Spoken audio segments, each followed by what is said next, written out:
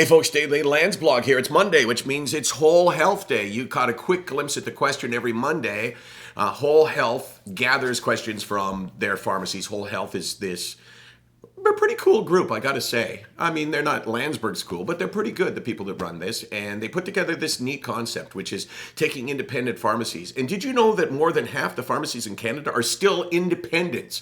They're not linked to any of the big chains. And they put them together and try to give them more buying power, I believe. And one of the things they do is they offer SickNotWeak as an asset, as a resource for the pharmacists. And we think it's pretty cool as well. So every Monday they ask a question and I answer the question. Casey, you want to read it out to us? Sure. Okay, let's hear it. What would you say to someone who is supporting a loved one with a mental illness? What would I say to someone who is supporting a loved one with a mental illness? I would say this. You have to wipe your entire thought process out about mental illness. Unless you've been through it, then you would be an expert and you wouldn't need me to tell you this. But the single most important thing you can do is to say, not just out loud, but to yourself, I will never understand depression or whatever illness it is that you are the caregiver for.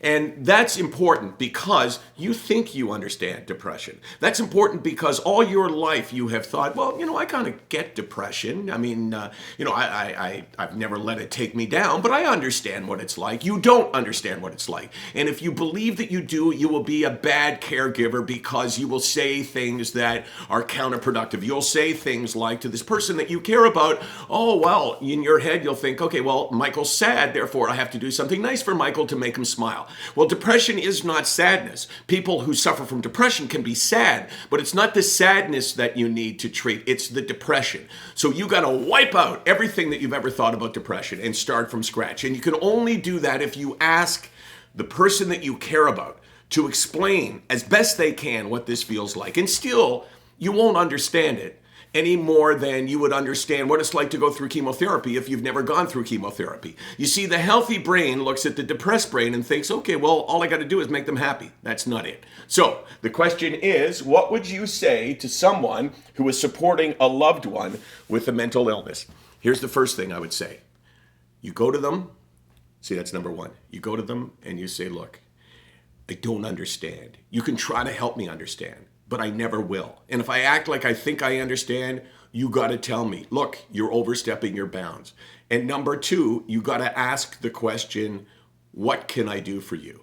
And you can't go in with your own biases like, okay, well, I'm not going to do this or that. What can I do for you? Because I can tell you, say to me, Case, what can I do for you? What can I do for you? Well, what you can do for me on a day like this, if I'm struggling, is to, number one, let me be, because being around people is painful. Number two, you can reduce my guilt about that because I would feel bad. I feel like I'm letting people down. Reduce guilt, ask the question, admit that you don't understand. SickNotWeak.com, 24 hours a day, 364 days a year, or 365. I'm going to calculate what our streak is. And tomorrow, I'm going to probably not have that number, but the day after, because it's going to take me a couple of days to figure it out. But I'm going to be in Prince George, BC. And if there's no video here, it'll be a day off and you'll know I screwed it up.